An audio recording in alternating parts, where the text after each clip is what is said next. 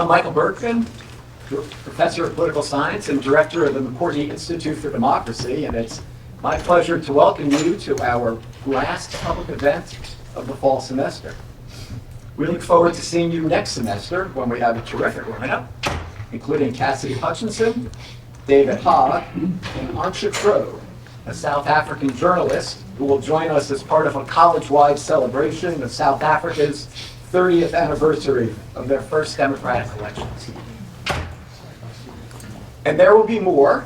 Please check our webpage at democracypsu.edu to keep up with our events and to be included on our email list. And you can hear from many of our visitors and others on our Democracy Works podcast. Today, of course, we're here to welcome Jonathan Rauch, a senior fellow at the Brookings Institution and author of multiple books and Atlantic magazine articles on many different topics related to American politics and democracy, all showing his deep respect for American institutions and the people who comprise them. We asked Jonathan here today to talk about his 2021 book, A Constitution of Knowledge, A Defense of Truth. Of the many topics Jonathan could speak to, few seem as pressing to us as we move into the 2024 election and the prevalence of conspiracies, misinformation, disinformation, and gaslighting. In this book and today's talk, Jonathan will take on the critical question of how we as a society can and do develop shared notions of truth. Democratic dialogue and debate are very difficult without some common understanding of what is true and what is not. As we saw on January 6th, when we don't, it can end badly. Jonathan, welcome to Penn State.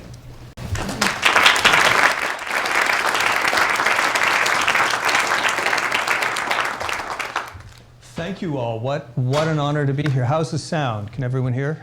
Yes. I am so grateful to the McCourtney Institute and to my hosts here today and to all of you for coming. What's about to happen is I'm going to take the better part of an hour to talk you through some big ideas in my book, The Constitution of Knowledge. And then we'll have a few minutes left over for conversation, which I very much hope all of you will participate in. This is, of course, the book available at fine bookstores everywhere. It's my duty as an author to say that, but here's where I really want to start. Raise your hand if you know that person. Raise your hand if you do not know that person. This is Diana Spencer, Princess of Wales, otherwise known as Lady Diana, one of the world's most famous people. Now, raise your hand if you think this person is still alive. Raise your hand if you think this person is deceased.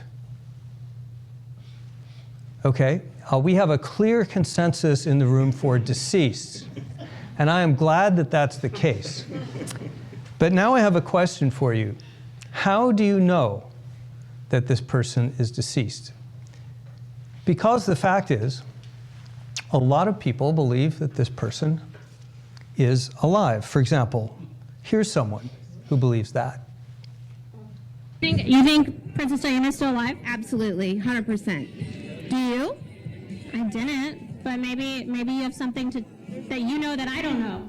Well, you know God speaks to us, right?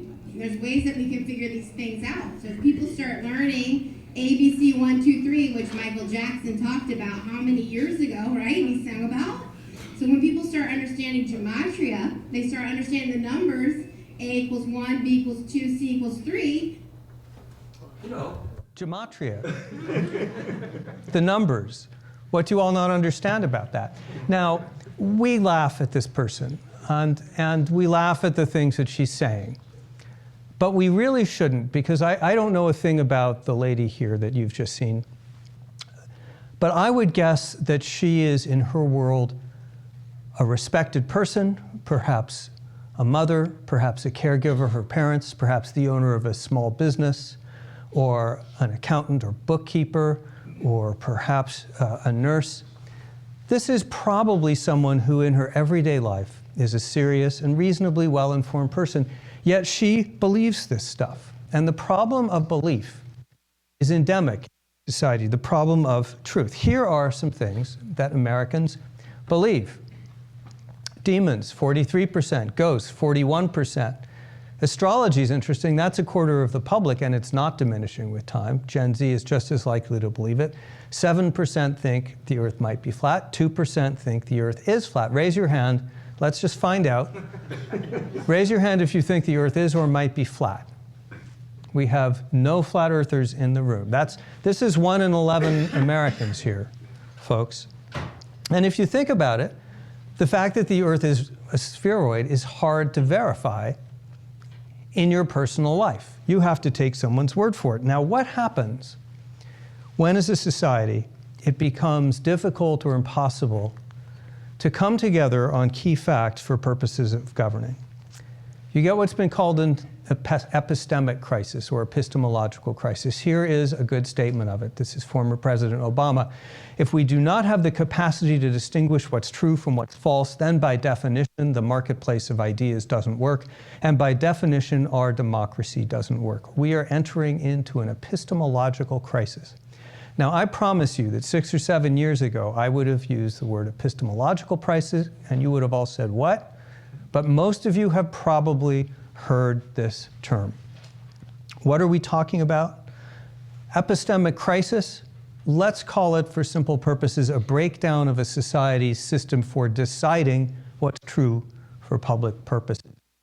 I emphasize deciding because this does not require us to agree on everything. In fact, it assumes that we disagree on many things. Disagreement is where knowledge comes from, pitting ideas against other ideas in search of even better ideas. What we do expect, though, is to have a system in society for moving toward consensus and deciding what's true for public purposes on critical questions where we have to come to collective decisions. When those systems cease to function, when they go wrong, you get some pretty severe consequences: polarization, chilling, false consensus, forking realities, ungovernability, conflict, even war. Profound disagreement about truth, for instance, who is blessed by God, Catholics or Protestants, have been the cause of untold killing and suffering in human history. A couple facts about right now. This is the percentage of Americans saying the political climate prevents them from saying things they believe because others might find them offensive. 2/3. This is brand new data. It's consistent with what we've seen every year. That's a strong majority of Americans. That's widespread chilling. Here's another. Substantial majority of Republicans believe the 2020 election was stolen from President Donald Trump. That continues to be true to this day. And a large percentage of independents believe we don't know who won the 2020 election. Forking realities. This was taken shortly in June of 2021 after the January 6th riots.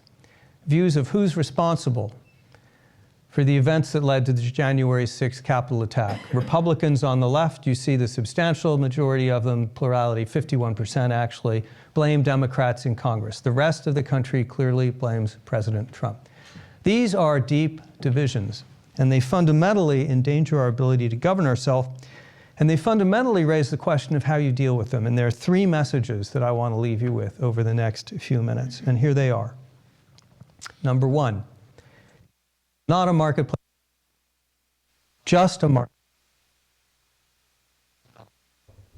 Idea number 2, you're being manipulated, and you need to understand how you're being manipulated in order to do anything about it. And number 3, they're not 10 feet tall, we are, but with an asterisk. So, start here. Not a marketplace of ideas, it's a constitution of knowledge. What's that all about? Why is it important? If you ask an American undergraduate, where do we get knowledge in a free society like ours, they're likely to say something like, well, the marketplace of ideas. This is an idea that dates back to the mid-19th century, the ideas of John Stuart Mill.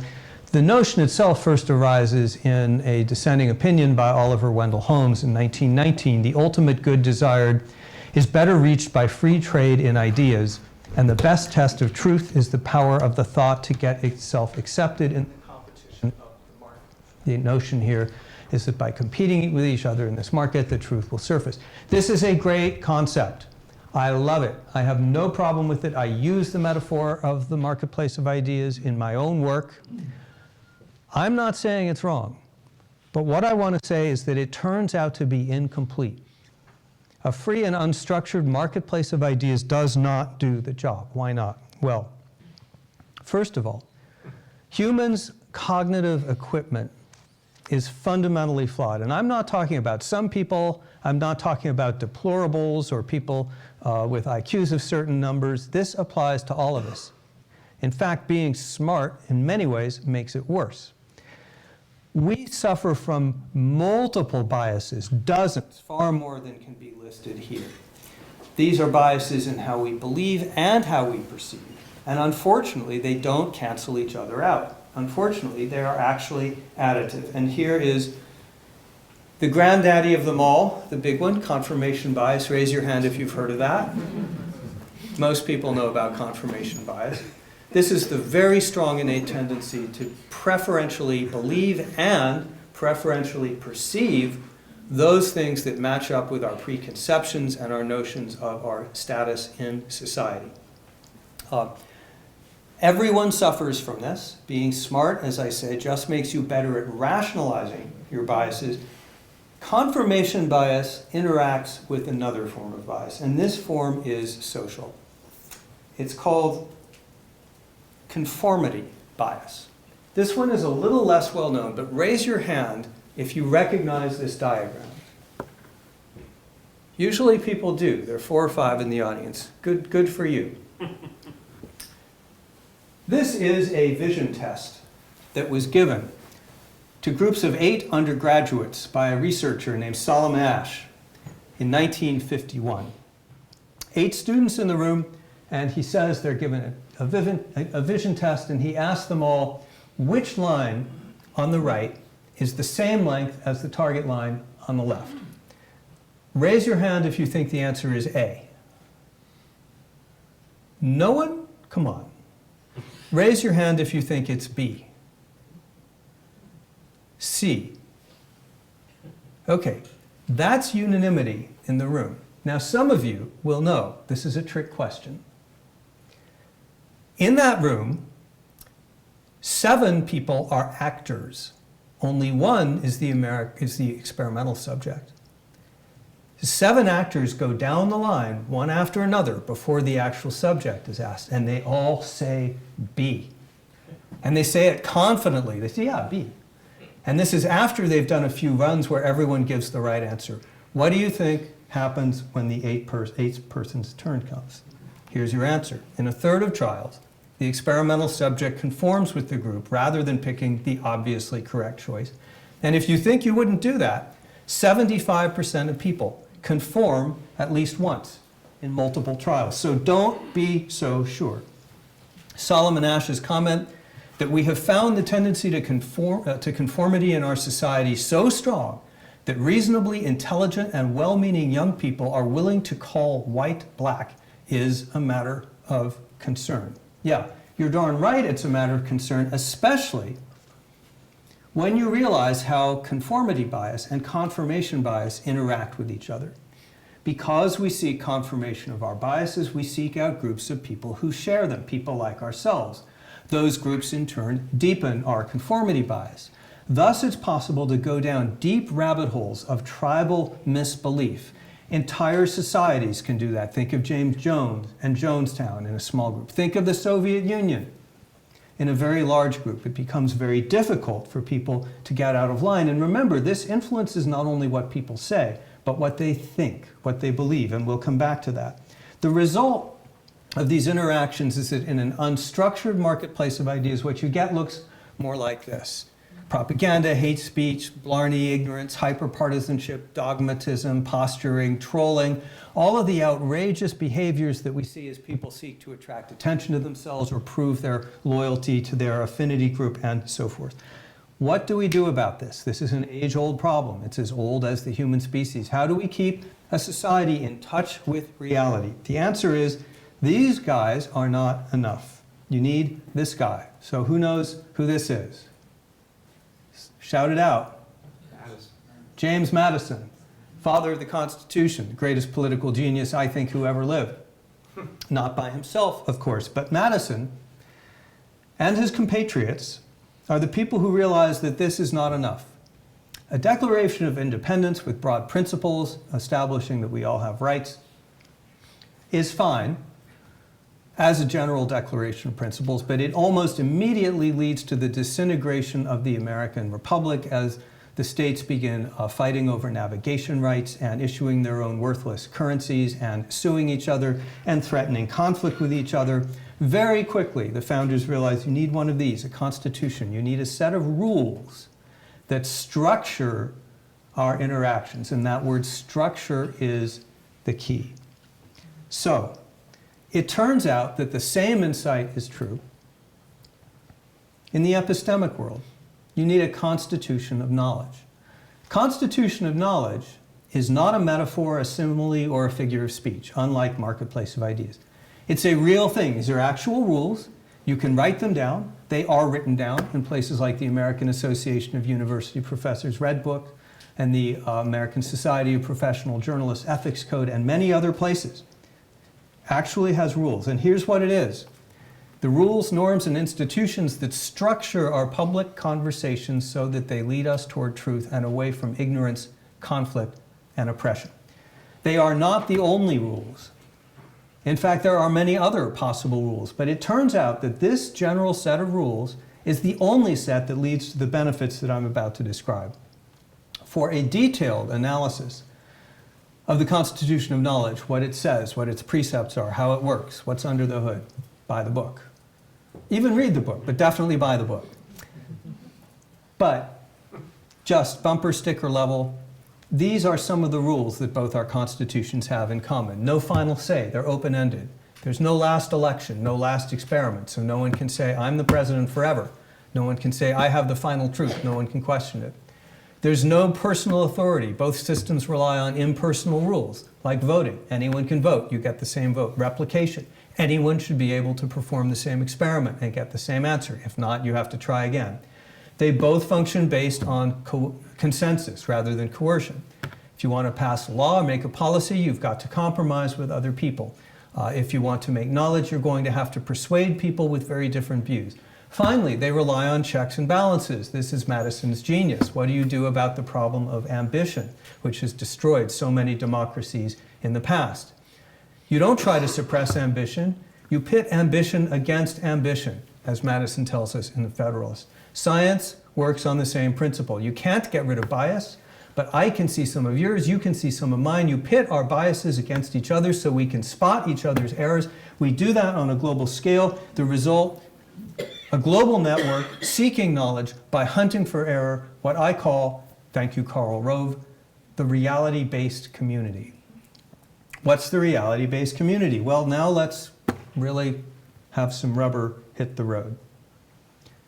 First of all, it's science, academia, the research establishment, universities, the NIH, the Brookings Institution, the credentialing and scientific organizations and associations that figure out what standards are, the academic reviews and journals, all of those, and of course, this institution is a mighty pillar of knowledge.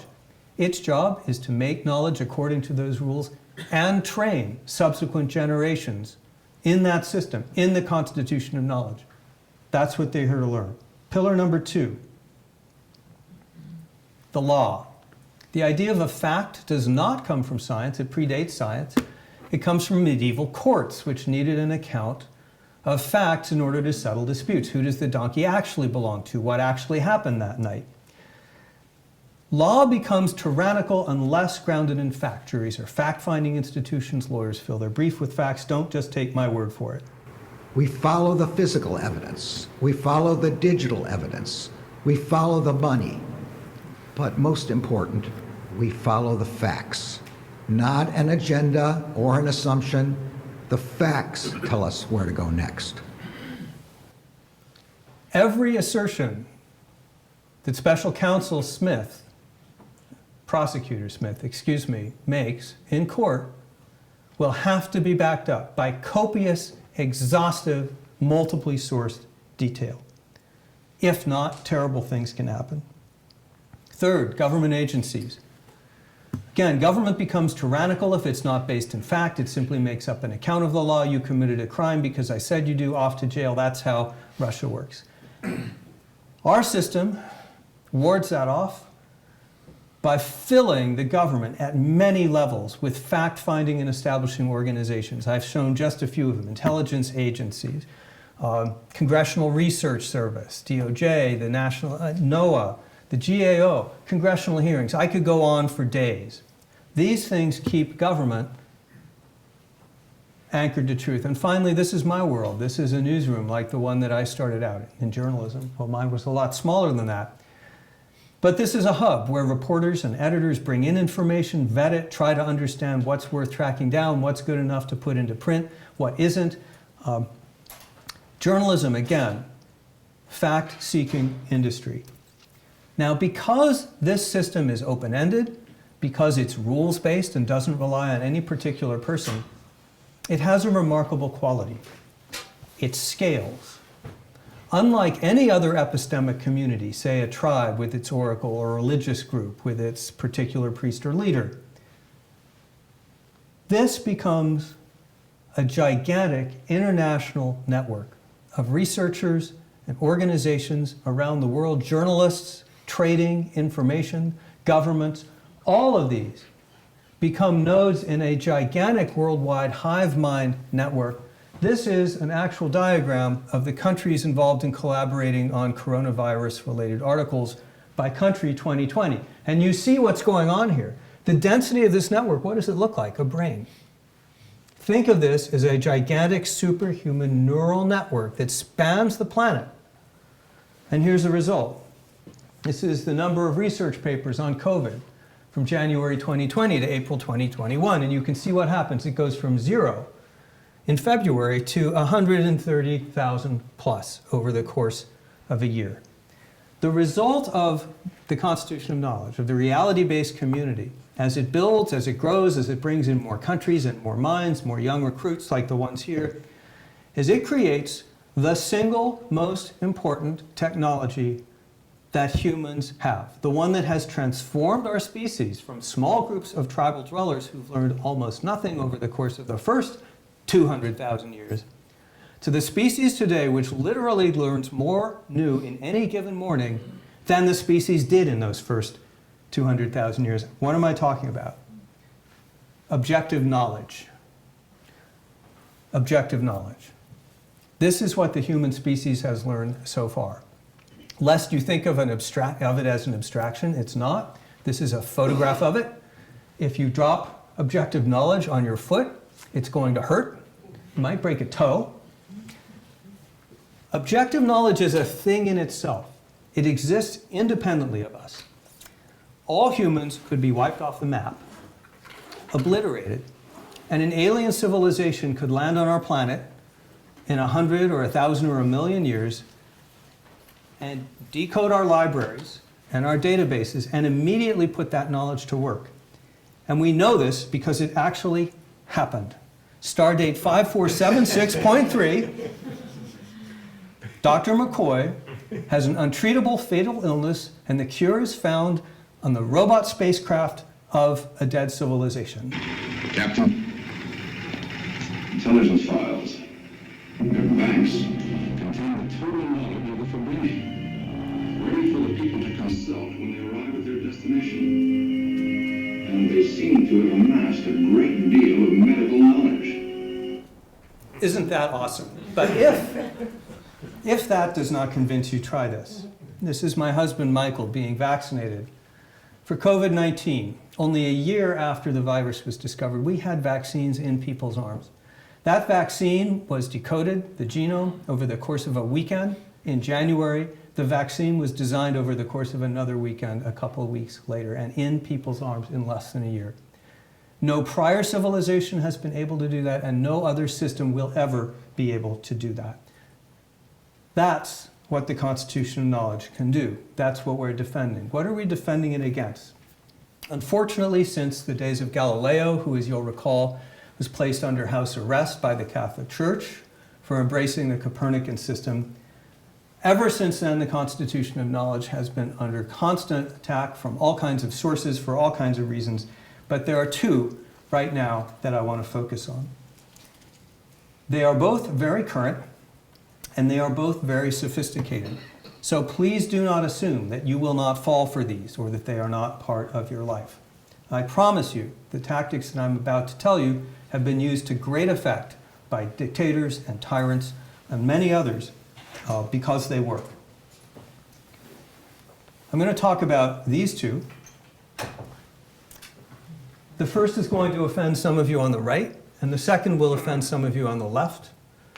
I will simply say I'm probably the least partisan person you've ever met, and what you're about to hear is simply my take on the objective reality of things as they are right now, but you'll need to make up your own minds about that. And let's start here, disinformation. Now, this is a word that's bandied about a lot, not always completely clear what it's referring to, so let's define our terms. Disinformation, for today's purpose, manipulates the information environment to deceive, disorient, divide, and ultimately, most importantly, demoralize. How can you tell if you're in an environment that's been corroded or corrupted by disinformation? Well, here are the sorts of things that disinformation operatives will look for. They try to create cynicism. There's no real news sources anymore. I don't trust anything. They try to deceive. We don't know the outcome of the 2020 election. That's said by a US Senate candidate in April of 2021. It's not true. She's been deceived. And demoralization. This is a voter who says, I guess I would have to say that I'm completely confused as to who is lying and who is telling the truth. I just feel helpless. Now, I want to focus on demoralization for a minute, because although the disinformation operative would like to deceive, disorient, and divide, if they can't do any of those things, they'll very happily settle for demoralization, because people who are demoralized don't act. And that opens the door for other people who are ready to act. Don't take my word for it. This is Yuri Bezmenov, senior KGB defector. This is a famous interview that he gave explaining the techniques of Russian disinformation operatives. The Russians are the best in the world of this. They've been doing it over 100 years. They are really, really good. Now listen to him for a minute as he explains how this works. But in reality, the main emphasis of the KGB is not in the area of intelligence at all. According to my opinion and opinion of many defectors of my caliber, only about 15% of time, money, and manpower is spent on espionage as such. The other 85% is a slow process which we call either ideological subversion or active measures, активные мероприятия in the language of the KGB, or psychological warfare. What it basically means is to change the perception of reality of every American to such an extent that despite of the abundance of information, no one is able to come to sensible conclusions in the interests of defending themselves, their families, their community, and their country. Exposure to true information does not matter anymore. A person who was demoralized is unable to assess true information. The facts tell nothing to him. Even if I shower him with information, with authentic proof, with documents, with pictures. Facts mean nothing to him, even if I shower him with authentic truth. That's the state that they're trying to induce. Here's an example, one of many. There are more current examples involving Ukraine, but this is a nice clean one. This man is Sergei Skripal with his daughter. He was poisoned by by Russian operatives using Novichok, a Soviet-era nerve agent. The Russians had an explanation for this. In fact, they had a lot of explanations. Here are only some of them. Britain poisoned them, Ukraine poisoned them, accident, suicide, and so forth. Notice, there's no effort here to make these multiple explanations cohere. They're just throwing everything out there through every possible channel at maximum volume in order to confuse and disorient and make people think, I don't know, I'll never know, we can't tell what's true and what's false. They're leveling the epistemic playing field so that truth no longer seems to matter. They fling up swarms of falsehoods, concocted theories, and red herrings intended not so much to persuade people as to bewilder them. A very powerful tactic. If someone tells you disinformation is just someone's bad word for an opinion they don't like, that's wrong. We're talking about some very specific and time-tested techniques here. Who else is using these techniques? This is Stephen Bannon, advisor to President Trump in the 2016 presidential campaign, worked in the White House for the first year. Famous quotation, "The real opposition is the media, and the way to deal with them is to flood the zone with shit." Now that is a vulgar statement of the case, but it is a very precise and accurate rendition, summary, of what's called a Russian-style fire hose of falsehood mass disinformation campaign. That's where you push out so many lies, half-truths, falsehoods, exaggerations, and conspiracy theories through so many channels simultaneously that people lose their orientation. The fact-checkers in the media can't keep up. Who else does this? 2016 political campaign, this is PolitiFact. They are fact-checkers. They're the first. They've been around a long time. They're pretty good. Hillary Clinton, they find, of what she says during the campaign that's checkable, 26% is at least mostly false. That's too high. We don't like that, but maybe it's consistent with a politician at the height of a campaign. Donald Trump, the comparable figure is 71%, mostly or entirely false. In other words, if the man opened his mouth, chances were he uttered a falsehood. Now, you try going through your day having 71% of the checkable things you say be false. You can't do it. This doesn't by accident.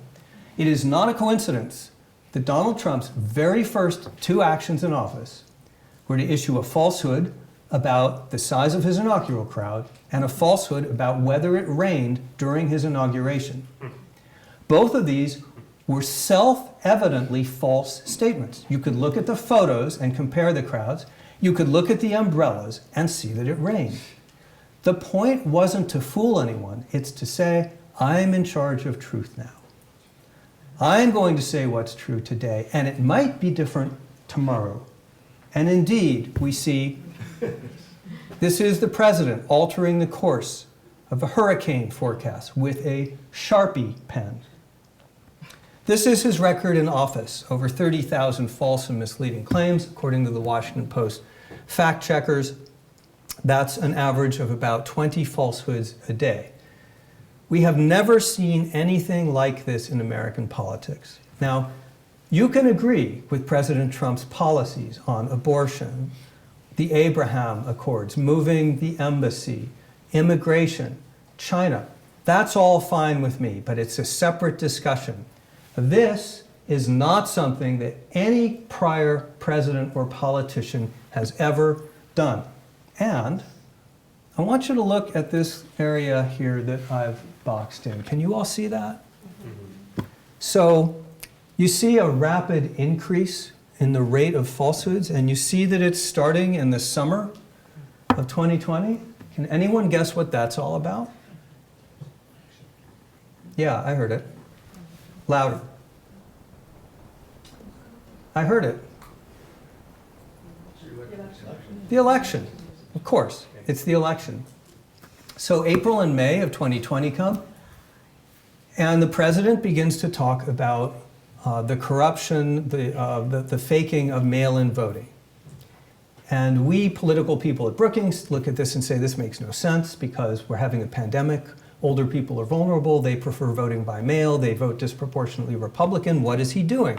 This makes no sense.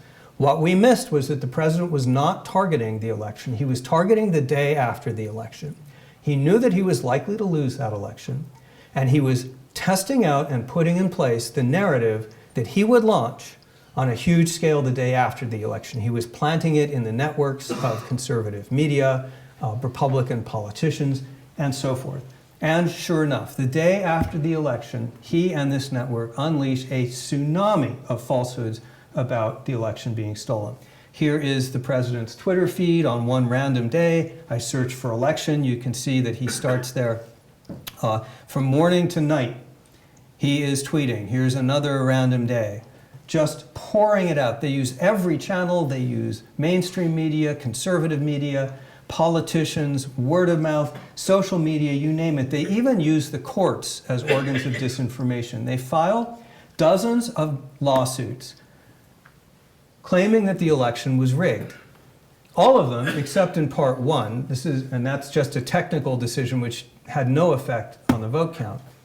All of them are thrown out by the courts because they're not based in any demonstrable facts. In fact, they're not consistent with each other. It's the Russian thing. Any old thing, they will say as long as they get it into court. Why will they do that? Members of the legal profession have been disbarred because they did this. The answer is they're using courts as an outlet for a Russian-style mass disinformation campaign. They're using it as a communication channel. And the way this works is if you knock down one version of the conspiracy theory, lie, exaggeration, or half-truth, they simply cook up another. The president and his people charged that Maricopa County, that's Phoenix, my home county, was stolen. 2 internal audits, 2 external audits, and then an audit by Senate Republicans, by a group that they commissioned, also all found the same thing. The count was accurate. Joe Biden won Maricopa County. At that point, what did President Trump do? He said, you know what? I guess I was wrong. I lost Maricopa County. No, that's actually, here's what he really said. He just switched counties. He just said it was Pima County. That's Tucson. They're making it up as they go along, but that doesn't matter. The point is, what they're doing is this. They can shake Americans' belief in the very concept that truth exists, that we're capable of discerning the difference, that there is anyone we can trust about anyone. And that puts them in a position to implant this, the lie that the election was stolen. Now, this is the most prominent example today because I believe it's the most dangerous.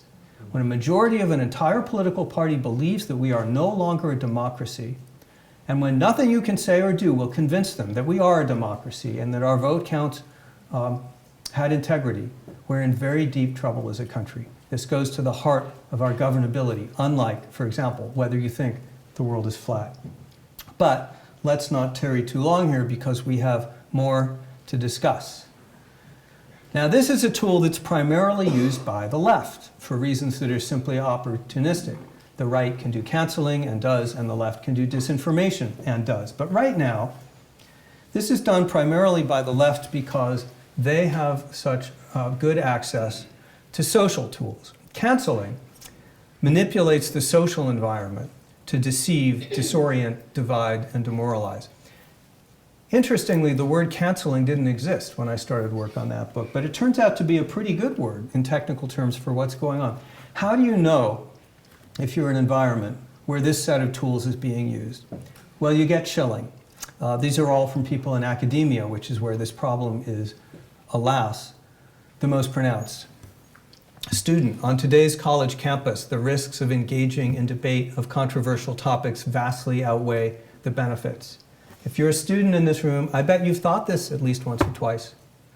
False consensus. You don't know what's true because you don't know what anyone else thinks is true. Certain points of view about touchy subjects never reach the surface. The result is an echo chamber. And there's that big one again, demoralization. As a professor says, I feel I am constantly tiptoeing through a minefield. I feel there is absolutely nothing I can do as a professor to stop this. It's like trying to hold back the ocean with a broom. That particular professor felt so helpless that he exited academia altogether. And friends, that's what they want. They want you to leave and subside so that they can run things. Now, there is nothing new about canceling, like disinformation. It goes back a long time. Alexis de Tocqueville came to America in the 1830s and declared that the greatest threat to freedom is what today we call canceling. He put it this way: the majority draws a formidable circle around thought. Within these limits, the writer is free. But woe to him if he dares to go beyond them.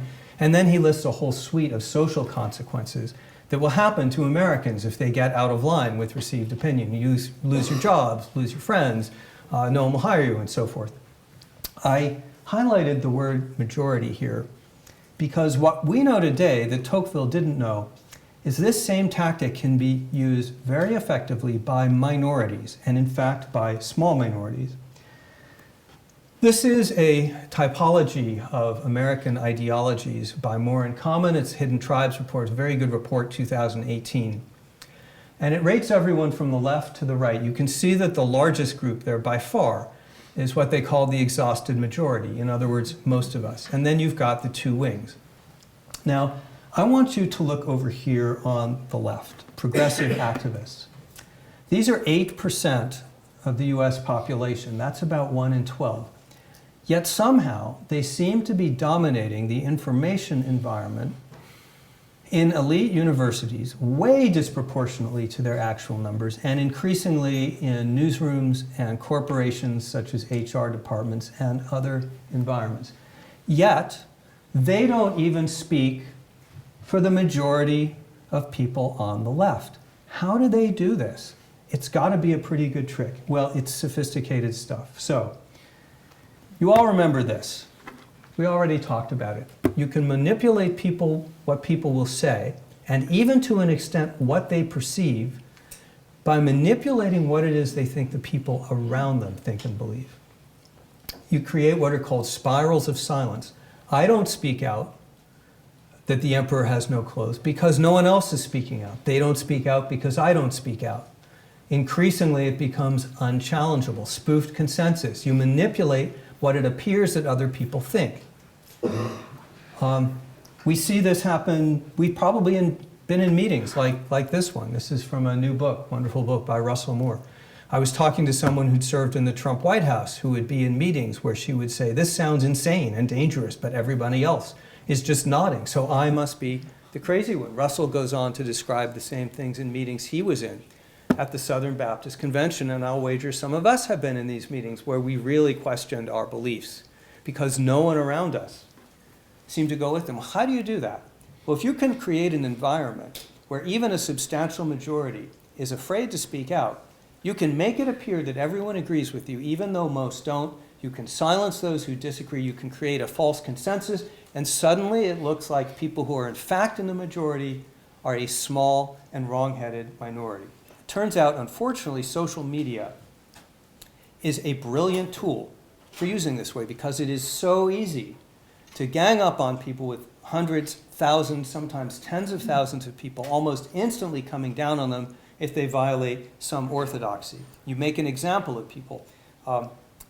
Here's one famous example. This is from 2020. David Shore, who is a left-of-center political analyst, tweets out a perfectly valid tweet summarizing some research on rioting. Violent rioting is counterproductive. Some of the people on the other side don't like this, so they instantly start a campaign against him. They go after his employer. That's on the upper right. Come get your boy. That's addressed to his boss. Shore immediately, very quickly, realizes he's in trouble. He apologizes. I regret sharing this conversation. We'll be much more careful moving forward. Raise your hand if you think that saved his job. Here's another one. This is Emmanuel Cafferty. He is a lineman, a working-class guy for San Diego Gas and Electric. It's around the same time frame. He's driving down the street. You see the picture of him. He's cracking his knuckles, or so he says. But someone tweets out that he is using a white supremacist hand gesture at Black Lives Matter activists. This immediately goes online. He is immediately fired, even though the accuser, once apprised of the truth, retracted the charge. Emmanuel Cafferty filed a lawsuit over this. Now, it doesn't take a lot of this to make you super careful about what you say. That means you get an environment like this. 2/3 of Americans self-censored. They're policing their own mind. There's no secret police out there that's going to knock at night and arrest them. They're just worried, what is it that I'll say that might get me in trouble? They're worried about their jobs. This is fresh data. Are you worried about losing your job or missing out on job opportunities? It's about 25% of the public who are afraid of making their political opinions known for fear of losing a job or an opportunity. And notice, apart from liberals who feel a little more secure, this is across ideologies. very liberal, progressives do not feel safer than conservatives. Why would that be? And why would this be? Compare self-censorship rates today with 1954, just past the peak of the McCarthy era. It's about 3 times the level of chilling and self-censorship. Well, that's crazy, right? Actually, wrong. During the McCarthy era, you had a pretty good idea of what not to say to stay out of trouble. Don't be a communist, don't express communist sympathies, and so forth. If you did that, you're probably all right. Modern canceling doesn't work that way. In order to make you neurotic, it never tells you what's safe to say. And in fact, what's safe today is unsafe tomorrow. The rules suddenly change on Twitter. They renorm on you out of the blue. And that's the whole point. They don't want there to be a safe harbor. They want to make you neurotic and afraid that anything you say could get you in trouble, so you become your own neurotic self-policeman. This, of course, is also how totalitarian regimes work. They use prisons instead of social media, but they make you constantly worried that anything you say that displeases someone might get you in trouble, so you had best not say anything at all. Here's a depressing chart, confirmed by a lot of other data. These are college students. This is the percentage who believe their school's climate prevents people from saying things they believe because others might find it offensive. Chilling due to peer pressure and afraid of social consequences. You can see that steadily rose starting in 2016. It's still about 2/3 today. Now that's about the same as the general public. What's heartbreaking about this, universities are supposed to be the safest place in society for robust discussion of controversial viewpoints. That's why you're here. Students, that's why you're paying those fat tuition bills. It's to have those conversations with people you disagree with, to be able to speak your mind and explore and make mistakes and learn from those mistakes and help other people learn from those mistakes. That is not the environment on university campuses today. That's an attack, a direct attack on the very heart of the constitution of knowledge. Okay, what do we do about it? Here's the good news. They're not 10 feet tall. We are. You notice the asterisk. If we play our cards right. As I've indicated, the 2 tactics I've talked about here to subvert the constitution of knowledge, our knowledge-making system, they're not the only 2, but they're a powerful pair. They've served very well the people who are using them. We can't assume that they automatically go away. We can't assume that social media companies somehow deal with them or universities get over it. These tactics will continue to be used and refined as long as they work. So we got to be smart about this. What do we do? So this is the frustrating part where I say we don't have time to get into the whole laundry list because there's whole chapters in the book, but I'll just give you, a sampling of the kinds of things we're talking about. And the reason it's only a sampling, this is not a silver bullet situation with a list of 3 things. This is about making many kinds of changes in many types of institutions, in many directions that shore up the constitution of knowledge in the particular ways that were right for those institutions. We've done this before.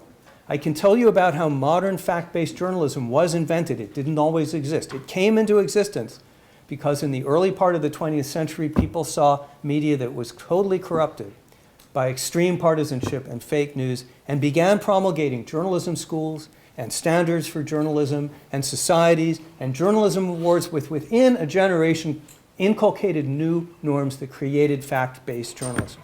That's how you do it, but it's institution specific. We're talking about things like redesigning digital platforms so that they are more amenable to truth. A lot of work has gone into that field, and we can talk about it. Google has moved stuff up in the ratings if it's been fact-checked, for example. Twitter, before it was taken over by Elon Musk, was using interstitial warnings. Do you want to read this before you retweet it? There's lots of things you can do about the architecture of this software to make it more truth-friendly. Unfortunately, we've seen major retreats from the platforms over the past year for a number of reasons on this score.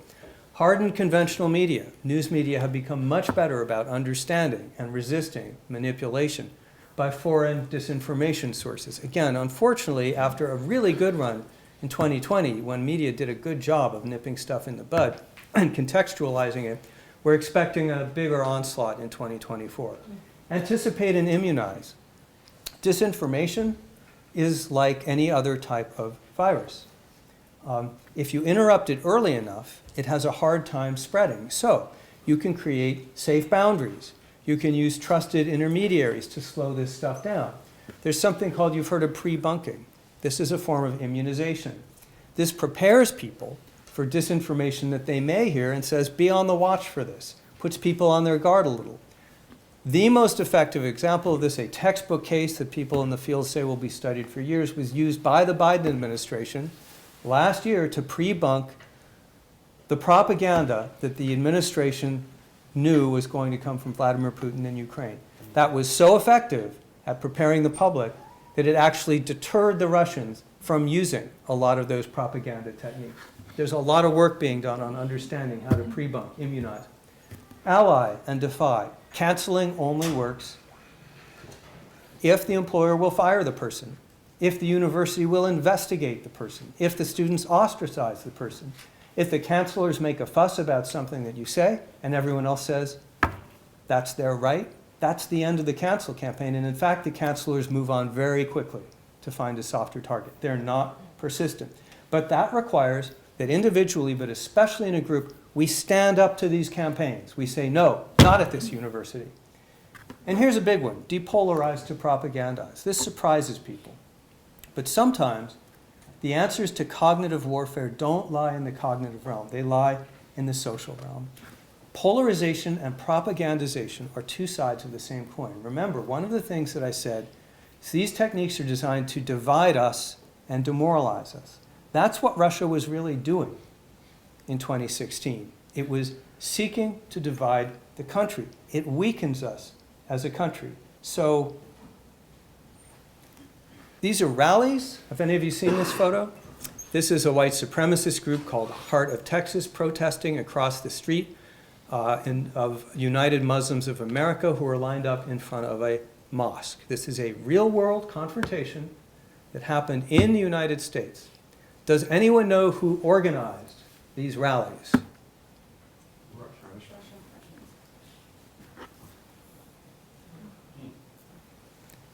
Those rallies were organized from this building, the Internet Research Agency in St. Petersburg, Russia, headed at the time by one Yevgeny Prigozhin, the late Yevgeny Prigozhin. That name should ring a bell.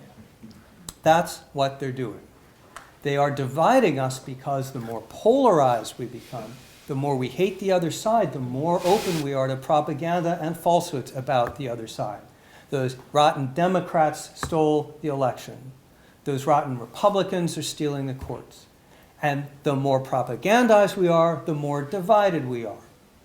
Propaganda and polarization are two sides of the same coin, and they send us into a downward spiral of just the type that we're in right now. How do we interrupt that? Well, it turns out there's a lot we can do about polarization. Here's an example. I'm a founding member of the board, no longer on the board, but still an evangelist for Braver Angels, a national grassroots depolarizing movement. You can look it up, braverangels.org. This is an all-volunteer group. It's in all 50 states, and it sponsors debates and workshops and all kinds of other things that are structured by professionals. Structure's the key. You don't just put people in a room. To help us listen to each other, and people leave those rooms, the most common thing they say is, we're not as divided as we've been led to believe. And that's actually true. People exaggerate their divisions, their substantive divisions, with the other side by a factor of 2, but we don't know that, and we don't know how to talk to each other. This is a Braver Angels debates. These are being brought to campuses across the country. You can have them here. Maybe you do already. Students are organizing and leading these. These are not competitive debates. These are truth-seeking debates where people without special preparation walk in the door and in a structured environment speak their mind. You can speak on both sides of the question if you want. There are lots of efforts like this. Join one. Think about one. Look into this. The more we can get over polarization, the less vulnerable we are to propagandization. What can individuals do? This is the most common question. What can I do individually? A lot of what we have to do here involves involves institutional change. It involves acting as a group. Here's one thing individuals can do. Understand what we're defending. The constitution of knowledge, AKA modern science, journalism, government, and law, have worked so well for so long with regards to truth that it becomes like water to a fish. For a long time, we forgot these institutions mattered. We forgot that they're important. We just assumed that if a lawyer submitted a brief to a court, it would be fact-based. Of course it would. I mean, how else could it work? Well, what we need to do now is recover the fundamentals that we're defending, and here they are. 3 premises underlie both constitutions, and as you'll see, they map very directly onto one another. U.S. Constitution, political freedom. Political speech, right to petition your government, right to assemble. Respect for law. This is the one Abraham Lincoln emphasized. It's okay to disagree, but at the end of the day, the law is the law, and that should bring us together. And finally, pluralism. This is Madison. In a country of multiple factions, how do we get along? We tolerate each other. Lots of different factions, and out of their contention and their negotiation will come a dynamic and stable society. Amazingly, it works. Equivalent 3 in the Constitution of Knowledge, free inquiry, same thing, freedom of speech, freedom to err, to make mistakes, without worrying that it's the end of your career and you lose your job if you say one false thing.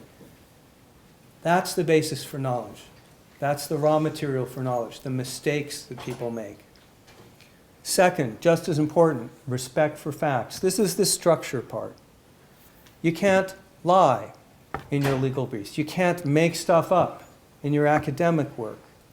You can't be a journalist and be sloppy and put things in that people didn't say, and so forth. Those are the rules that keep ourselves honest with regard to truth, and they're difficult rules to follow. People in this academy right here spend years of their lives mastering those rules. But in our own lives, we can defend and respect those rules, and we can ask ourselves before we retweet or repost or whatever they call re-Xing something now, before we do that, ask ourselves, have I checked this? Is this really true? It may seem funny. Do I know it? If we all do a little more of that, it gets a lot harder to spread the bad shit. And viewpoint diversity, that's the direct equivalent of pluralism. In a room where everyone agrees, no one can learn. Science only advances through disagreement because otherwise biases and assumptions don't get checked. And unfortunately, in many disciplines and many departments in many academic institutions today, there's essentially zero representation of conservative viewpoints, of Christian viewpoints, and so forth. It's not true in every place and every field, but it's become a major problem. We need to address that, and we can in our own lives, our own institutions, by asking if we're in academia, if we're in journalism, if we're in any other field that's truth-seeking, wait a minute, is there anyone in this room that we haven't heard of? Anyone who's afraid to come forward or worried about coming forward? Are there voices that need to be better representative? Have we heard from the Christian, for example? A lot more of that. 2, think globally, yes. These are all big problems. They're huge problems. They're daunting problems. Act locally. So I had this insight a couple of years ago. I was giving a talk like this, and a woman raises her hand and she says, I work in the field of China-U.S. international relations. What can I do in my field to advance the Constitution of Knowledge? And I sputtered for a moment and I said, how would I know? I'm not in your field. But I said, if you sit down with a pad of paper or a laptop for 1 hour, I bet you can think of 3 things that you can do in your institutional environment to improve the environment for learning, for knowledge, for facts, for intellectual diversity. It might be something big. It might be something very small as going and supporting that colleague who you see has been ostracized or marginalized because of a viewpoint. If you're a student, it could be as small as sitting next to someone, in the dining room who isn't popular because of something they said. But it can be something big. You can found a chapter of Heterodox Academy. You can bring Braver Angels debates to your school. You can get the Chicago principles enacted right here if they haven't been already. The point is, every single one of us can work to improve our environment for learning and for knowledge, including right here. And I would hope that a handful of you at least, maybe more, will consider that question as you go out the door. Here's number 3, be a reality ally. Okay, what's a reality ally? Back here. Same experiment, it's been replicated many times. Same experiment, change one parameter. You've got the vision test, you've got the 8 people in the room, 7 of the people are actors. This time, 6 actors say B. 1 actor says C. What does the experimental subject do if supported by a single other person? Reduces conformity to the almost negligible 5 to 10%. This is what Solomon Asch reports. As long as the subject had anyone on his side, he was almost invariably independent. But as soon as he found himself alone, the tendency to conform to the majority rose abruptly. So there are 2 things we learned from this. They're both hard, but one is super hard. The hard one, speak up in that room. Be the reality ally. It's very easy in a classroom situation, for example, to sit there quietly if you hear something that you know is incorrect or that should be challenged. Don't let it go by. Obviously, be polite, be civil, be fact-based, all of those things. Raise your voice. The consequences of speaking out, yes, sometimes they can be socially rough, but the consequences of not speaking out are that the intellectual environment is chilled for everyone else in that room, probably for the rest of that semester. So use your voice. But that's not the really hard thing. Here's the really hard thing. This is Arthur Brooks, Harvard professor, former president of the American Enterprise Institute. He says it better than I will, so I'll just let him say it. We often hear today, in our culture of activism and anger, that real courage is standing up to the people with whom you disagree, sticking it to the people with whom you disagree publicly. That's moral courage. That's wrong. That is maybe a perfectly fine thing to do. You should stand up and say the things that you believe. But that's not moral courage. You know what moral courage is? My father taught me this as a kid. Moral courage is standing up for the people with whom you disagree. Standing up to the people with whom you agree on behalf of those with whom you disagree. That's moral courage. That's super hard to do. This is the scientist at the meeting where a presenter is being bombarded with negative views, who stands up and says, I disagree, but this could be an important paper. Let's give it a hearing. This is the student who stands up when the deplatforming is happening, when those other students, probably a small group, are down there refusing to let her speaker speak. This is the student who stands up and says, let them speak. Let them speak. This is the member of the classroom who knows that there is maybe a conservative or a religious student or whatever it is in the room who's a little bit shy, who finally speaks up, who disagrees with that student, but is encouraging. This is hard, but we can do this. That's the spirit of the Constitution of Knowledge. Now, this is hard, and we will get demoralized, and sometimes it will seem that against the onslaught of social media and Russian-style mass disinformation and cancel campaigns and everything else that's going on, that there's not much we can do. But remember, the enemy here is demoralization. There's a lot we can do, and you will rapidly find allies if you join in this fight for the Constitution of Knowledge. And here's something else. Remember the stakes. The disinformation campaigners, the cancelers, the censors, the silencers, the people who put Galileo in prison, the people who fired the San Diego lineman, they cannot discover knowledge. They can cause anarchy, they can cause ungovernability, chaos, demoralization, cynicism. They can win domination for themselves, at least for a period of time. But there's one thing they cannot do and will never be able to do, and that's this. Only Constitution of Knowledge, the reality-based community, can offer the prospect of the knowledge that can solve the world's problems and bring freedom to more of the oppressed. And I speak to you as a gay American, someone who's now married to a man, began campaigning for marriage almost 30 years ago, when it seemed inconceivable that that would ever happen. But here we are, by force of evidence and force of argument. Let me tell you, your voice is the key. So, thank you for hearing me out.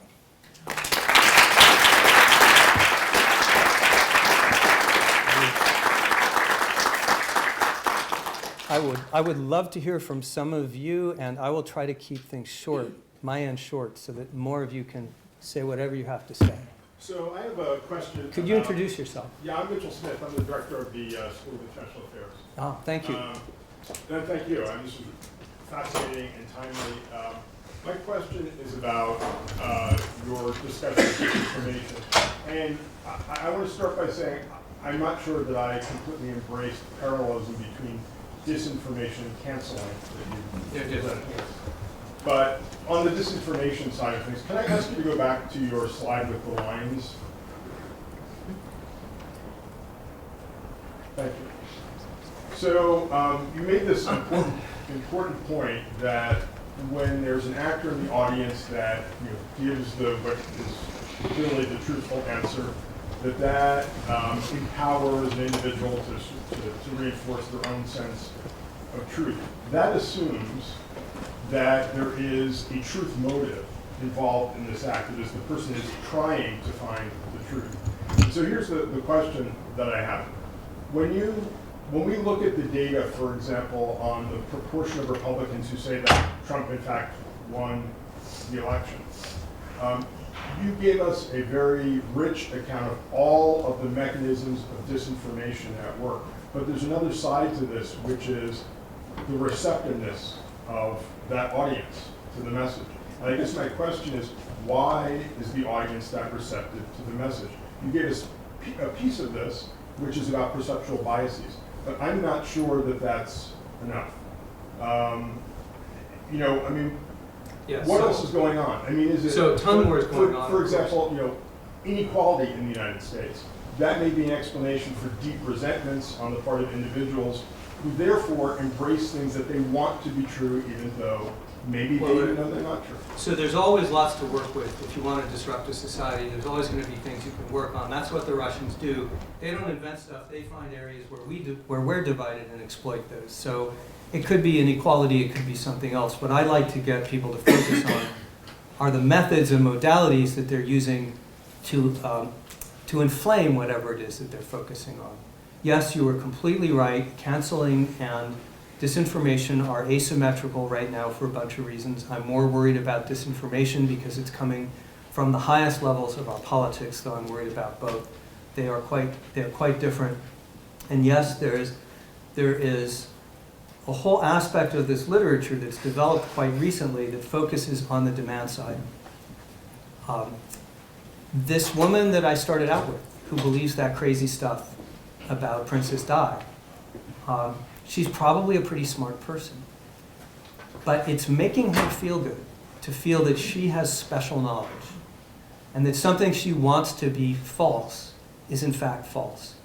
And it turns out there is a lot of demand for this stuff from people who have otherwise ordinary lives, because how does it affect your life if you think the election is stolen? Well, it doesn't change the price of groceries, but it may get you in with a whole crowd of friends who also believe that and share conspiracy theories online. QAnon is largely demand-driven. And now we know Fox News is largely demand-driven because out of the Dominion voting scandal lawsuit came a whole bunch of emails and internal traffic saying, we got to give the audience what it wants, and it tunes us out if we say the election wasn't stolen. So what to do about the demand side is a big question and a big problem. The way we've dealt with it in the past is on the supply side. It's by limiting what people see and hear. That's what major media did when I was growing up. That's the Walter Cronkite solution, right? You have a lot of gatekeeping. Well, we don't have that anymore. So the challenge for the younger people in this room is, how do we deal with the demand side problem? It's always going to be there, right?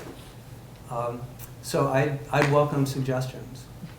The biggest, I think, single thing to do about that is the one I mentioned, which is work on depolarization.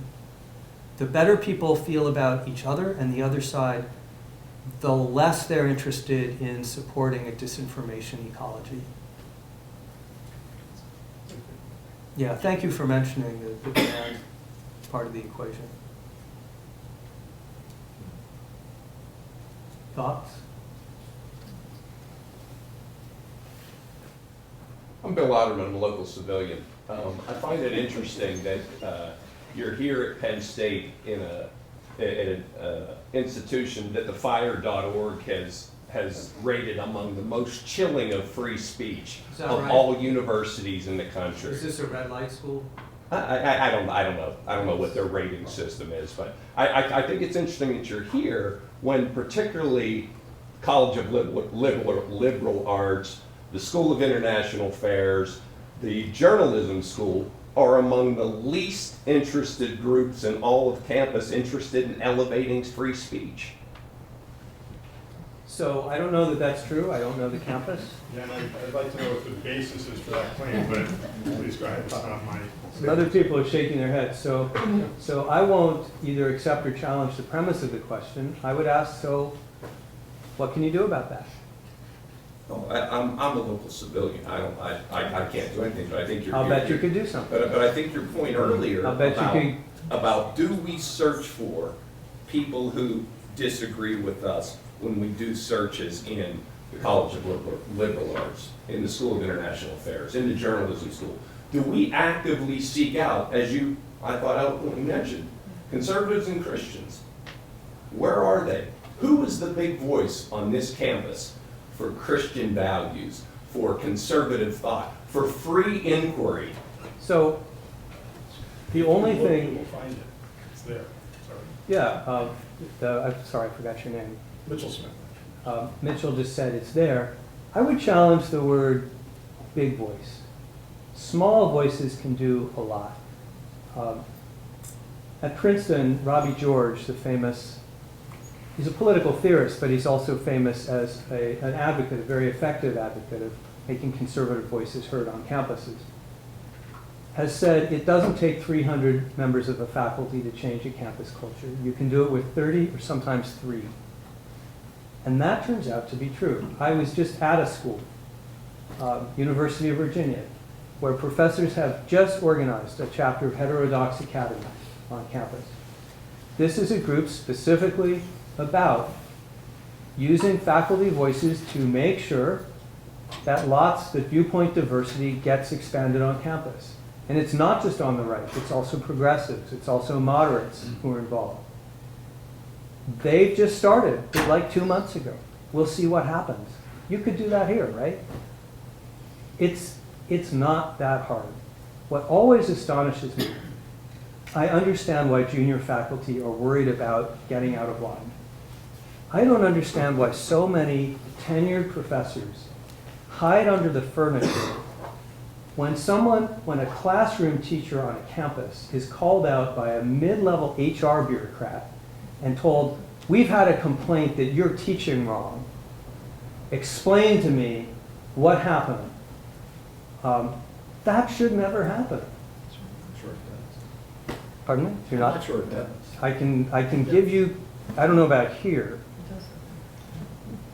Someone else said it does happen. I can certainly attest to it's happening in other places because I hear from the professors.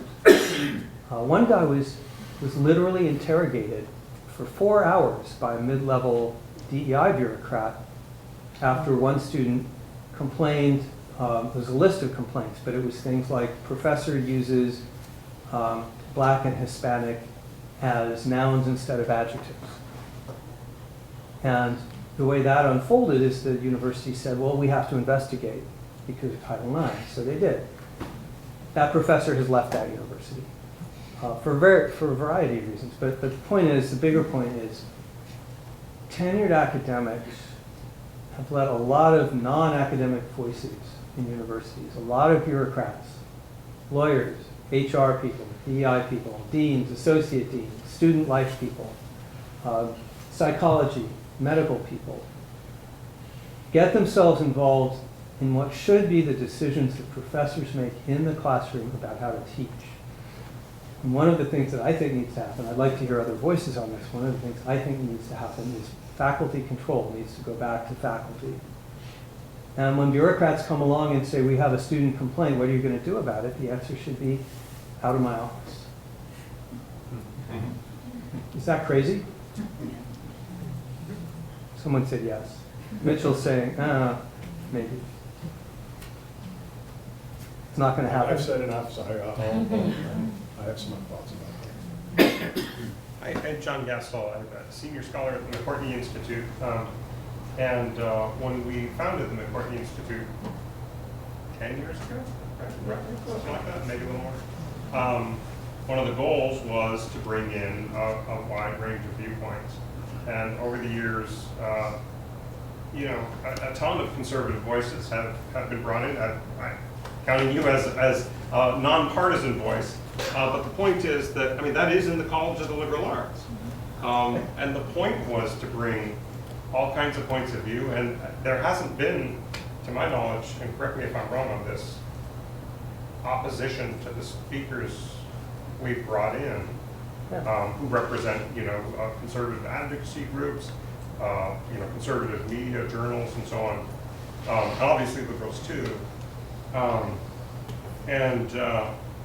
One of the things I'm struck by about the college, and this, again, it's in the College of the Liberal Arts. One of the things I'm struck from in the college is I've had the chance to serve on a committee that looks at people who are going up for promotion. How completely irrelevant that is to all of this that we're talking about. That, you know, the things, the student evaluations, you know, come up, and there might be, if there is a concern with someone's teaching, it's more on the order of students aren't learning.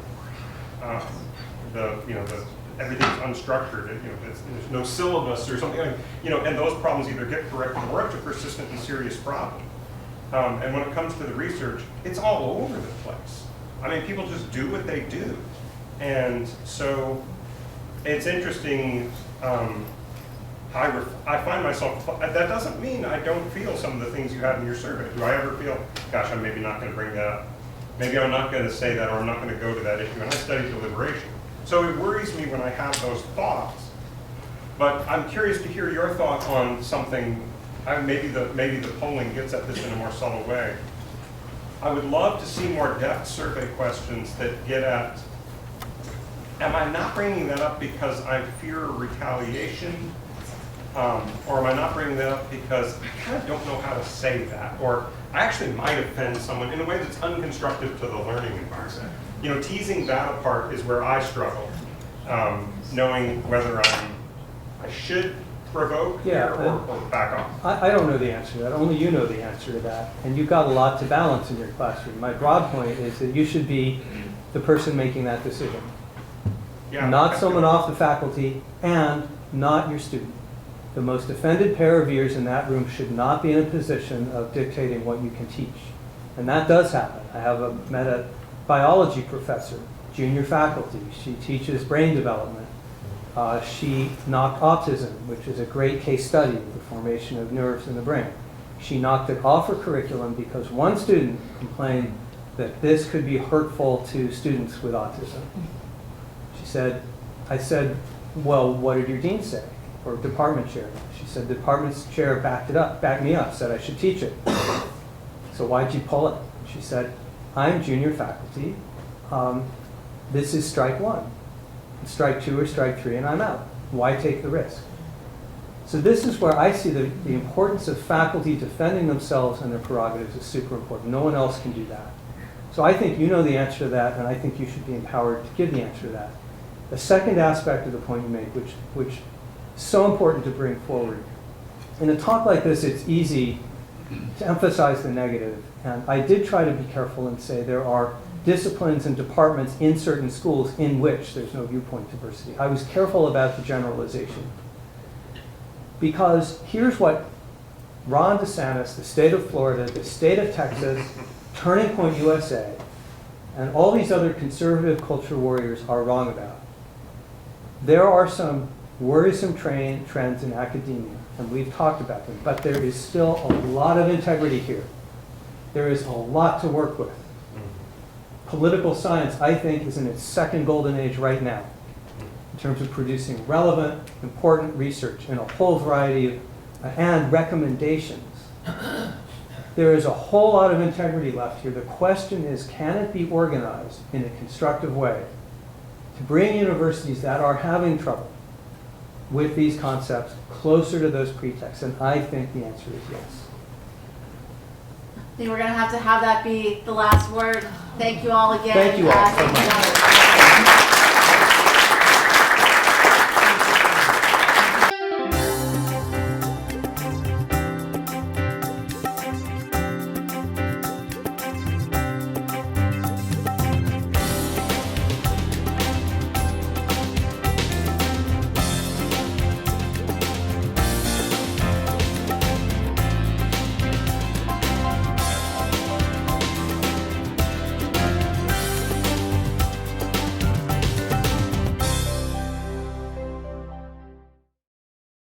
You're watching CNET, Center County's Government and Educational Access Network.